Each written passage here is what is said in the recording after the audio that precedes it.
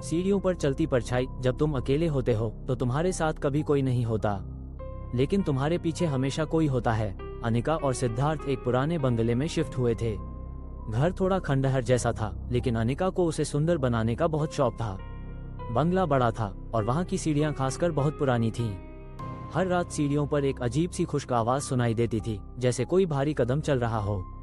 सिद्धार्थ अक्सर हंसते हुए कहता, तुम्हें ज्यादा डर लगता है, ये तो पुरानी लकड़ी की आवाज होगी। लेकिन अनिका का दिल कहता था कि ये कुछ और ही है।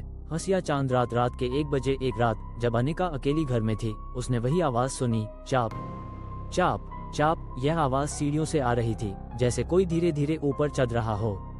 अनिका की धड़कन तेज हो गई। वो किचन से बाहर आई और सीढ़ियों की तरफ देखा। वहाँ एक काले रंग की परछाई चलती हुई दिखाई दी, जो सीढ़ियों पर कदम रख रही थी। ये परछाई इंसान की तरह दिखती थी, लेकिन उसका आकार बिल्कुल ठीक नहीं था। वो डर के मारे कमरे में भागी और दरवाजा बंद कर लिया। लेकिन वो परछाई सीढ़ियों तक आ चुकी थी और फिर वो अचानक रुक गई। 12 लोचक रात के 2 बजे अनिका की आंखों से नींद उड़ चुकी थी। उसने सुना, तुमने मुझे देखा है, अब तुम कभी नहीं बच सकोगी। उसने डरते हुए सीढ़ियों के नीचे देखा। परछाई अब ऊपर की तरफ आ रही थी। वो किसी बुरी आत्मा की तरह धीरे धीरे चढ़ रही थी।